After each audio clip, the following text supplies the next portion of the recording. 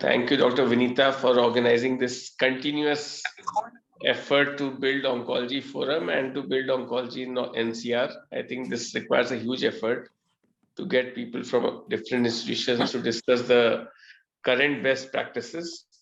I think all this endeavor will actually go in the benefit of patients and also for the student community.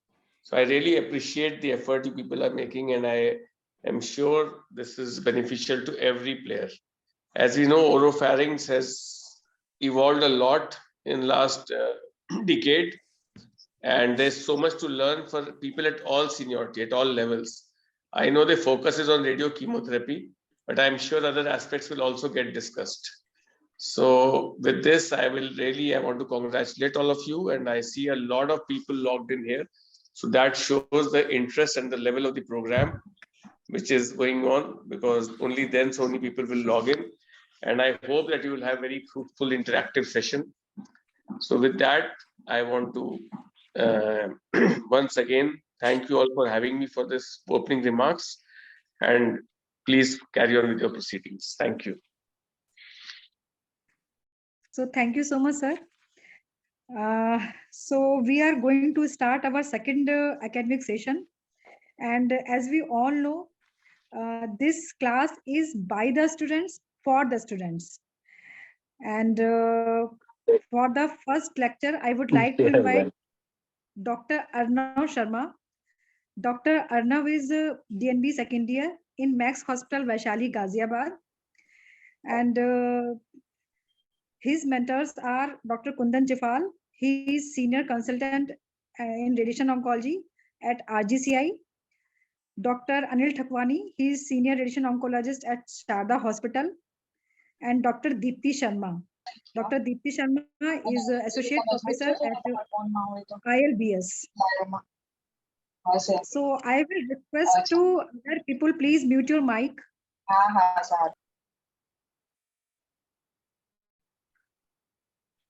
And I'll request Oncology Forum to make me co-host also, so that I can also help in muting mic.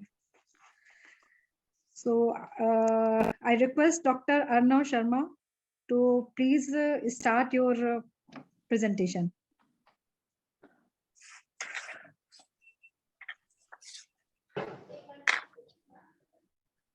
Dr. Arnav? Yes, ma'am. Good evening, ma'am. Yeah, you are able to share your presentation? Yes, ma'am, I'm trying to.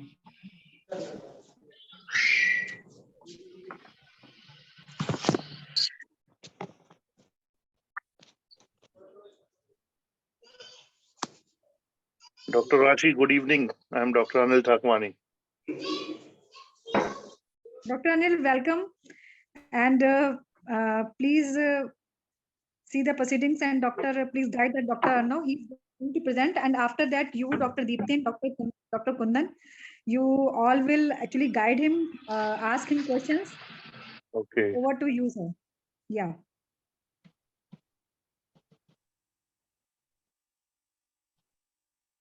Ma'am, I'm trying to connect, like it's not connected yet. Sorry. So you are not able to share? Yes, ma'am. What is happening? Yes, ma'am, I'm not able to share. Dr. Rashi, I think you will have to make him host. The only host can share the slides. Oncology Forum, I request you. Ma'am, anybody can share their screen. I have given that option. It is like open for all.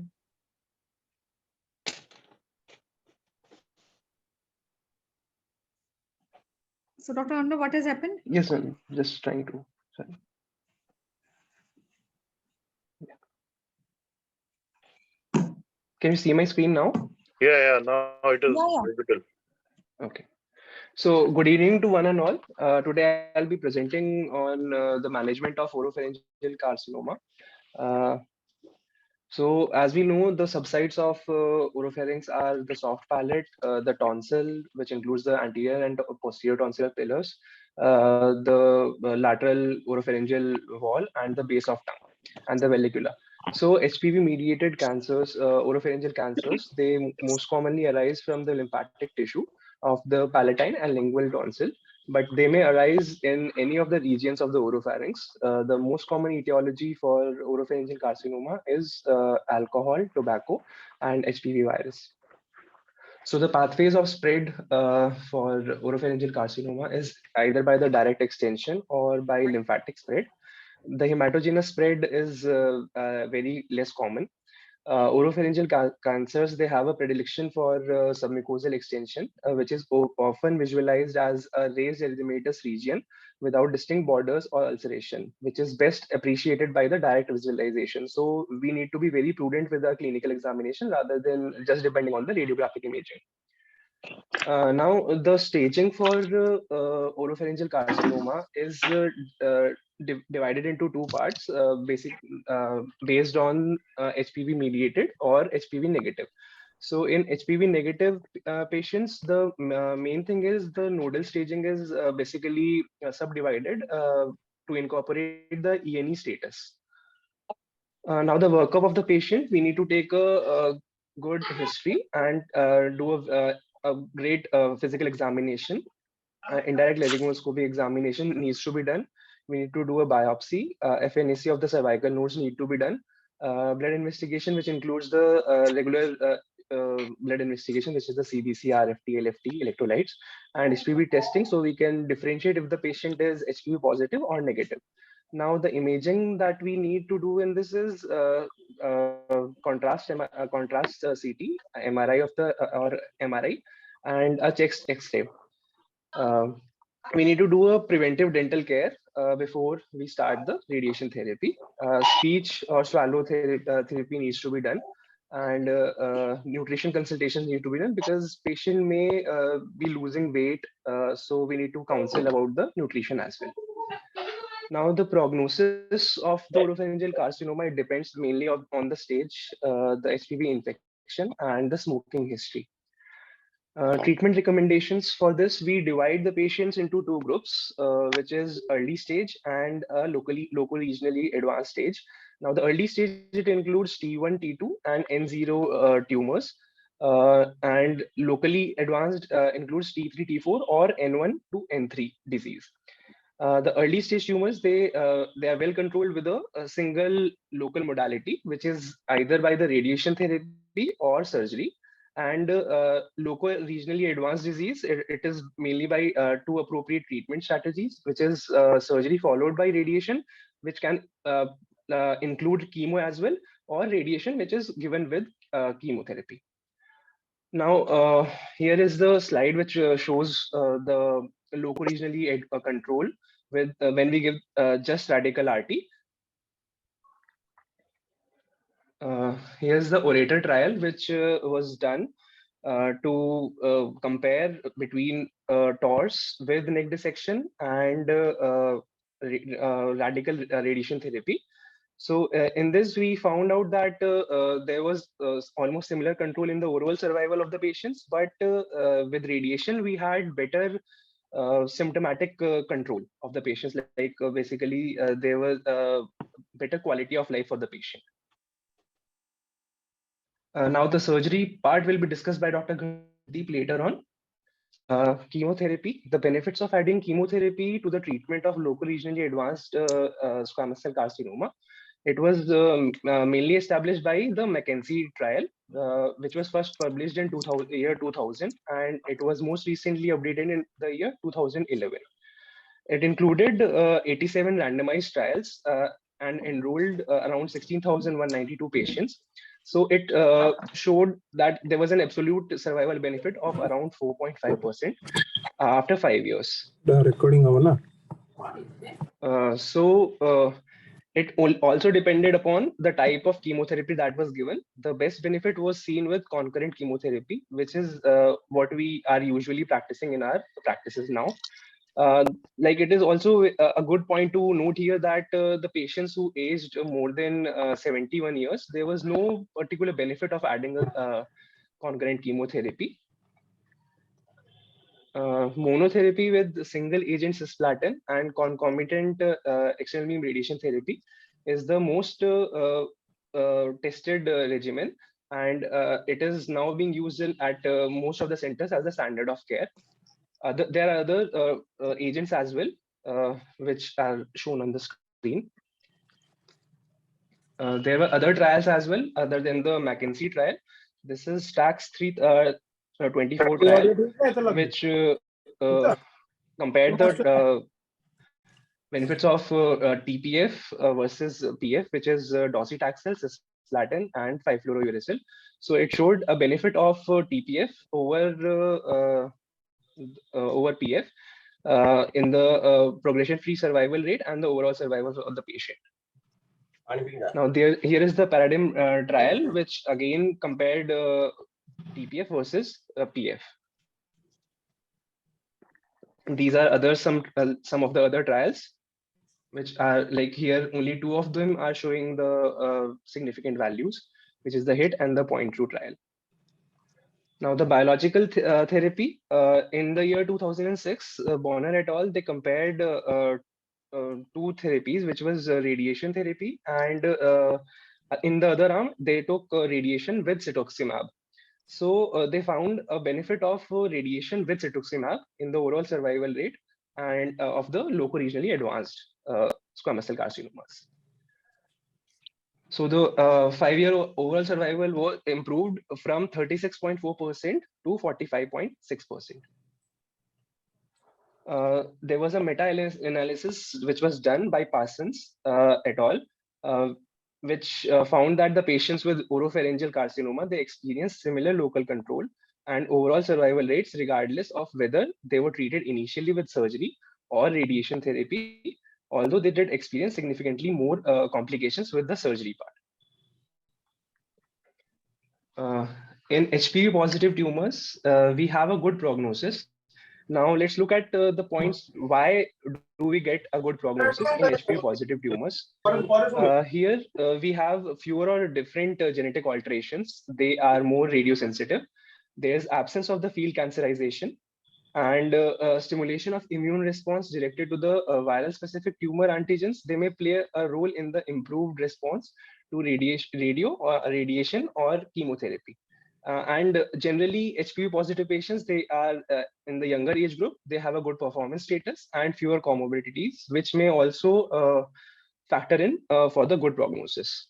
Now, here is it's a good point to note about the RTOG 0129 trial, where the patients who were associated with HPV associated disease, they had an overall survival rate at 3 years of 82.4% as opposed to 57.1%.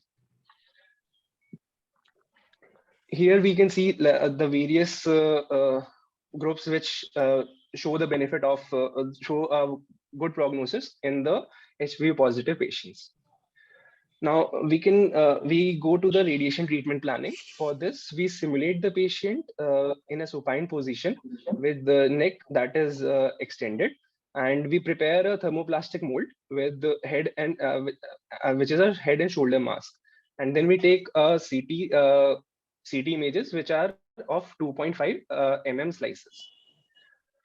IMRT, it improves the normal tissue sparing of parotid and submandibular glands, mandible, larynx, thyroid, and the pharyngeal constrictors. Now the treatment volumes, GTV, in the GTV part, we include just the clinical or the radiographic gross disease. In the CTV, we include a margin around the gross tissue, gross disease, which is around 0.5 to 1 centimeter around the GTV, and it can be divided into high risk areas or low risk areas basically. And the PTV, we include CTV plus a margin of 3 to 5 mm. Now the dose limitations for spinal cord and brainstem is given here. The spinal cord is less than 45 Grays, the brainstem is less than 54 Grays. And if we can minimize the dose to the larynx and the pharyngeal constrictor, the patient can have a good quality of life as there will be late swallowing dysfunction in the patient. So the patient can tolerate the treatment better. Now in ipsilateral, we are going to talk about ipsilateral radiation therapy. It is done in well lateralized tonsillar cancers, which are not involving the midline structures, and the CTV can be limited to the ipsilateral neck. This will significantly limit the exposure of the contralateral parotid, submandibular gland, and the pharyngeal musculature. Here we can avoid radiation therapy to the contralateral neck, as there is a low risk of occult contralateral neck lymph node involvement. Now, we're going to talk about the fractionation schedules of radiation. It was analyzed by Withers et al. With a retrospective trial in which 676 patients were carcinoma tonsil were treated at 9 centers. Now, here we saw a local tumor control probability of 2% for each 1 gray that was increased in the treatment during the constant treatment duration. So it's showing a benefit of altered regimen of fractionation.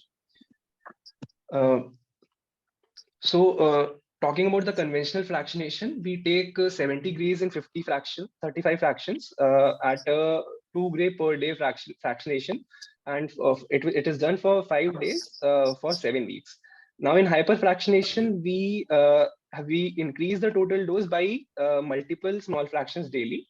And in accelerated fractionation, without a total dose reduction, we do a standard dose over 5 to 6 weeks instead of 7 weeks, including a concomitant boost. And in accelerated fractionation with total dose reduction, we do a smaller total dose, which is given over 3 to 4 weeks. Now, here in hyperfractionation, we are giving 81.6 grays in 68 fractions, where we are giving 1.2 grays twice daily. And in accelerated fractionation with a concomitant boost, we are giving 54 grays in 30 fractions of 1.8 grays to the initial field and 18 grays at 1.5 grays per fraction for the second daily dose during the 12 concomitant boost, basically. And in the split course, we are giving 67.2 grays in 42 fractions. And here the treatment is done for 5 days per week. We saw an improved local control with both hyperfractionation and accelerated fractionation with the concomitant boost, and there was an improved disease-free survival rate. However, the split course fractionation did not show any improvement in the local regional control. So here we can see the benefits of local regional control with hyperfractionation and accelerated concomitant boost. Acceleration, now talking about acceleration without dose reduction, it was the Danish head and neck cancer study group, which randomized 1485 patients between 1992 and 1999 by treating with radiation alone for 5 to 6 fractions per week, delivered per week for the same cumulative dose of 2 grays per fraction. So here the median overall treatment time, it was reduced from 46 days to 39 days with a 6 fraction per week group. So in this, basically, we just increase the treatment during the week. So instead of 5 days per week, we're just following 6 days per week. So here you can see a benefit in the local regional control. Acceleration with dose reduction. This was done by chart regimen. So in this, what we did was we randomized 552 patients for 52 grays in 36 fractions, delivered 3 times a day over 12 days, and 366 patients to 66 grays delivered in 33 fractions over 6.5 weeks. We followed like we need to follow a rule which is 6 hours we need to keep in between as a gap in between 2 treatments. So after the analysis of the chart regimen, there was no improved rates in the loco-regional control or disease-free survival or an overall survival. However, the side effects increased. So in an updated meta-analysis, which is the March analysis of altered fractionation regimen, it included 11,423 patients from 33 trials, with most patients having laryngeal or oropharyngeal cancers and stage 3 and or 4 disease. So there was a 3.15 years overall survival benefit with altered fractionation, with the benefit of restricted to the hyperfractionation only. So to conclude, we have altered fractionation, which is giving a overall survival benefit, and a local regional control and disease-free survival as well. However, the side effects are increased. Here we can see the advantages and the disadvantages of various fractionation schedules. Now, talking about brachytherapy, there is a high rates of local regional control, which can be achieved using the integrated treatment approach with EBRT directed at the primary and bilateral leg, followed by a brachytherapy boost. So when we are planning for brachytherapy, following the external beam radiation therapy, we need to do a good pre-treatment tumor extent. We need to place gold seed placements needs to be done. The catheters, they can be positioned parallel or at 1.1 to 1.5 centimeter apart under GA. Prophylactic tracheostomy is recommended in large tumors. Now we follow the HDR technique because it gives a ability to control the dwell times, and it develops customized dose distributions. Now the CTV, which was recommended by the ESTRO, was 1 to 1.5 centimeter from the base of tongue tumors. The PTV was around usually equal to CTV. Now, the American Brachytherapy Society, it has published the guidelines for the use of HDR brachytherapy for oropharyngeal tumors. The EBRT doses of 45 to 60 grays was followed by HDR brachytherapy boost of 3 to 4 grays per fraction for 6 to 10 doses with local regional control of implanted tumors, which reached 82 to 94%. Now, there was a quality of life analysis which was done comparing the combined regimen for brachytherapy with EBRT to the surgery or post-operative radiation therapy, which favored primary radiation therapy as a better treatment method.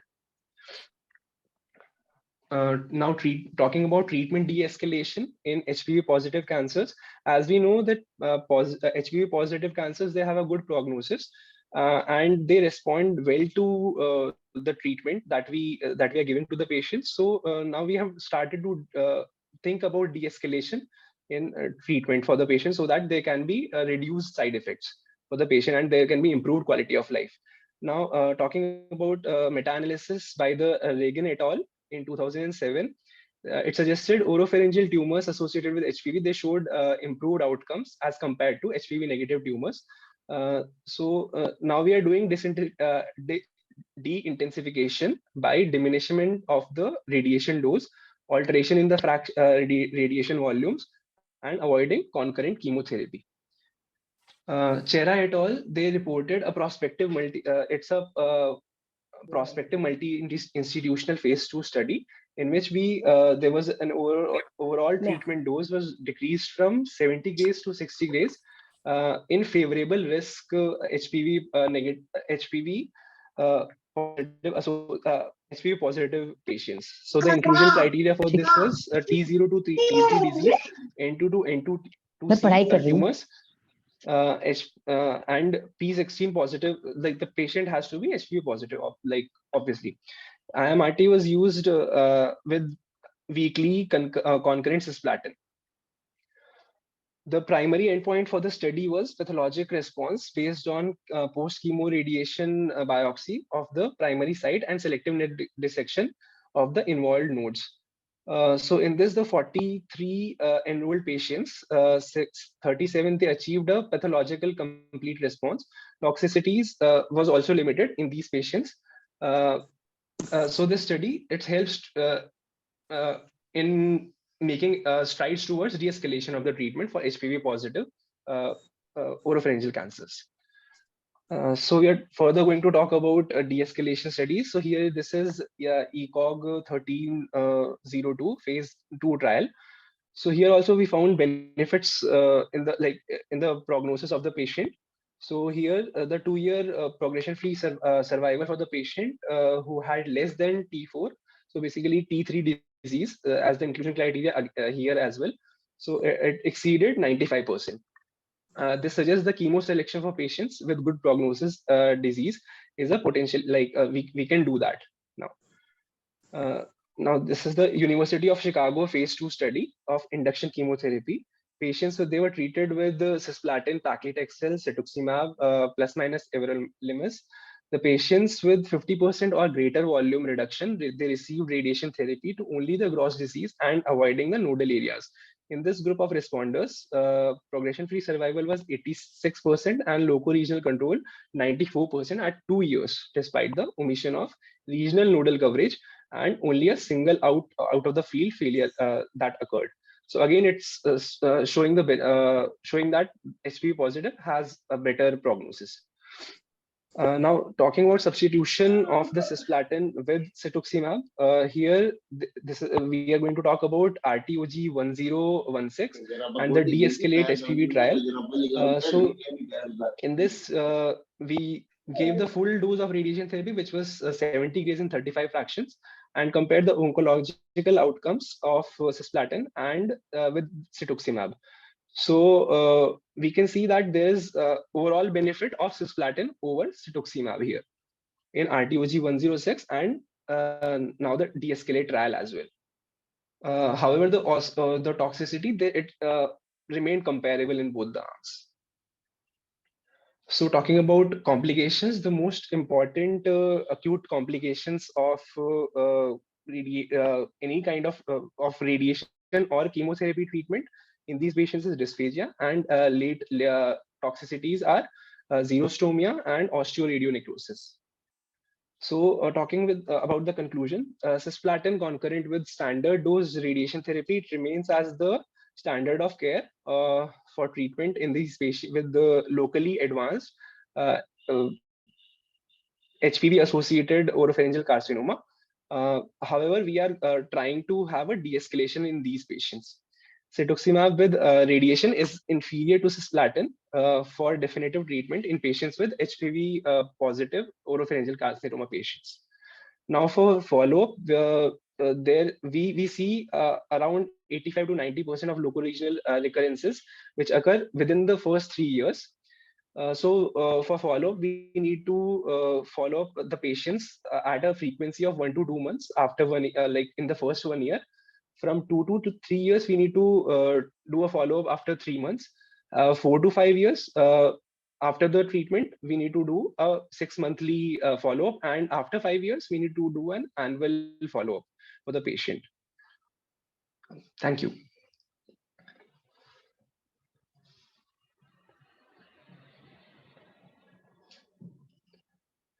So thank you, Dr. Arnav. So I will request Dr. Kundan and Dr. Deepti, Dr. Anil Takwani, if you want to ask any question or you want to guide something, and there are some questions that has been put in chat box. Yes. Dr. Rashi, I think there are some questions. I think we can start with the chat box thing. Yeah, sure, sir. Sure. Please. I think there were some very pertinent and the basic questions which were being asked. The first question which is there, like in your workup evaluation, you had asked for FNAC. So you will do FNAC when you are doing biopsy. So is there any specific reason for going for an FNAC? Sir, if there is a nodal involvement, then we should do an FNAC. So we can see if there is any other primary for the patient, or there is like what kind of we can also get the HPV status of the patient from the FNAC. No, but I'm saying we are already doing a biopsy. So FNAC Yes, just to rule out whether the node is positive or not negative. Anyhow, it is clinically palpable lymph node. So I don't think, and you have a biopsy proven case, so you will not do both the tests. That's what we feel. I don't know why you will go for FNAC. The other thing. I think we do FNAC sometimes when the lesion is not accessible or we don't have any facility. Okay. Then we can take the FNAC or biopsy from the lymph node. Otherwise, we can, if it is easy, then better to get it from the primary. Okay. Yeah. Okay, sir. Okay. Most of the time it is a clinical disease and clinically, yeah, you can examine. The other important question is which subgroup of patients do you expect? Matlab, there is a very typical, I think this question was asked by Dr. Vinita. I think a few of the questions Dr. Vinita has put in. So this is quite a important question for all the DNB students. So there's a typical group of patients who are like, you can actually tell that these are HPV. There's the clinical features. Dr. So Arnav, you have written in the slide.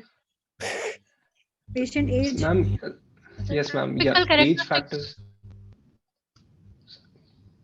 It is a special characteristic, like you see, it will be a young patient. There will be a very small primary with a large cystic lymph node. So these are the some characteristics which actually you will in your clinic. If you see these kind of patients, you can just pinpoint that this is a probably a patient which may have HPV positivity. So and any idea which is like in your institutions you are doing HPV investigation for all the patients? No, sir. Like we have started doing it now, sir. So what kind of test you do? How do you test HPV? So we do a P16 test for the patients. So what is the criteria? How do you decide that the patient is? What exactly you do in that HPV? What do you test? Sir, I'm not very sure. Sorry. Because you see HPV, I think for all the students, HPV is something which actually has changed the whole landscape of oropharyngeal cancer. So you have to be very thorough in that part. So Yes, sir. how it has to be, how it is being tested, what are the IHC criteria for that, and what exactly you test. You have actually covered in So great actually detail it about. is P16 staining you have to see now.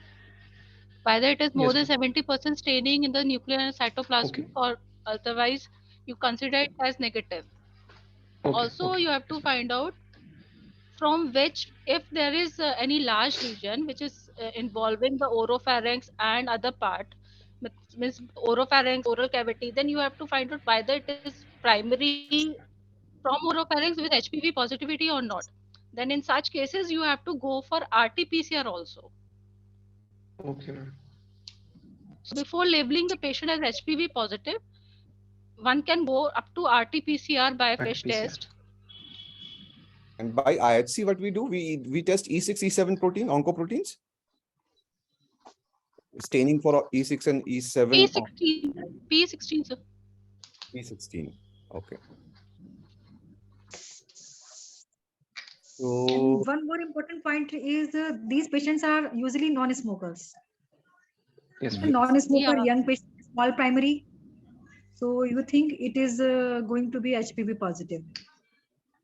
And how do we And then study that? accordingly we have to Yeah, ma'am, please go ahead. Please go ahead. sir, I was saying like that we have to divide such patients into low risk or high risk category. Sometimes these patients are smokers also. So if they are smoking more Super. than 10 packs a year, then we can consider these patients as high risk patient. So HPV positive patient can be low risk or high risk, and accordingly, whatever the trials which we have, the intensification trials. So mainly these are for low risk patient and not the No high risk patient. intermediate risk. Yes, ma'am. I think, yeah. Any other questions, Dr. Anil?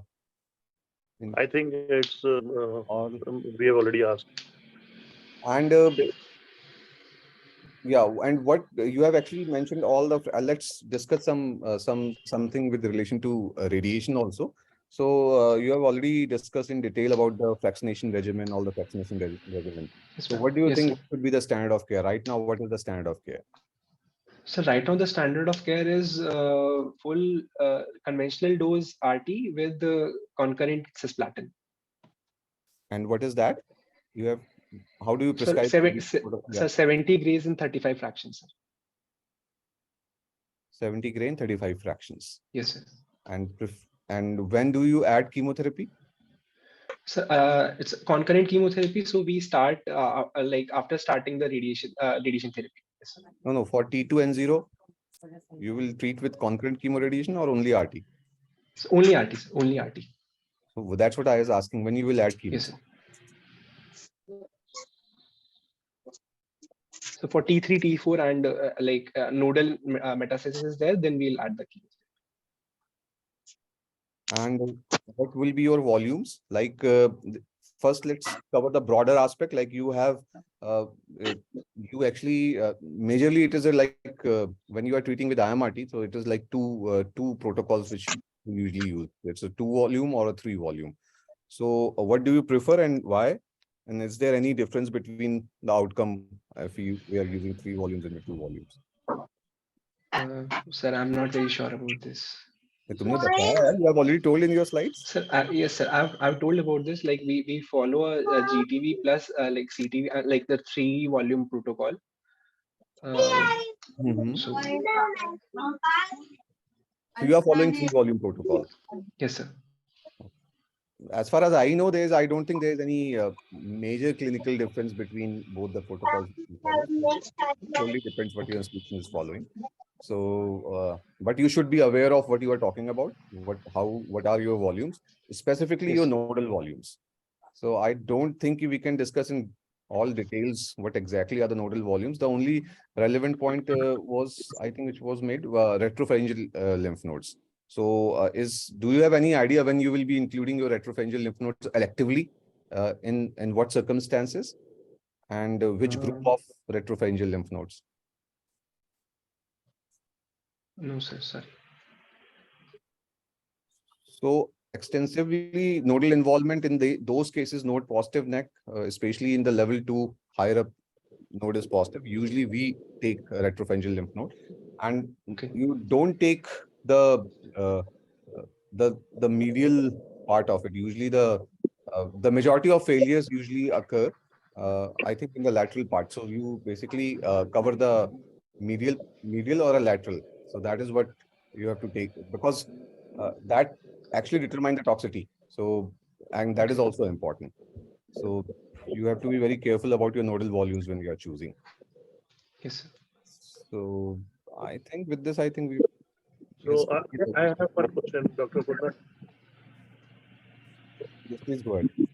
Yeah. So, Dr. Arnav, we Yes, just sir. discussed about the clinical, like how is the clinical appearance of the lesion of the patient who are HPV positive or negative. So clinically, how can you differentiate between these two things? We have already discussed. So I just want to know, once the patient comes to you and he has some radiological investigations with you, so how will you differentiate between the HPV positive and negative on the basis of the radiology? So do you have some idea about it? Sir, there can be extra capsular involvement. If there is an extra capsular involvement, it mostly points toward HPV negative cancers. That Okay. I know of. And other thing, there's one more thing. It was rightly said, Yes. like all the HPV positive lesions, they have well-defined margins actually. And Yes, sir. Yes, sir. not there, as you rightly said. The other thing is that in HPV positive cases, you can see the cystic lesions in the lymph node, small primary, as you said. And in radiology, you can see the cystic lesion of that well-defined cystic lesion in the lymph node. So this is on the side. Okay. Yes, sir. Yeah, I think if we have other questions, then it's fine. I think we can conclude. Yeah, Dr. Rashi. Yeah, thank you, Dr. Kundan.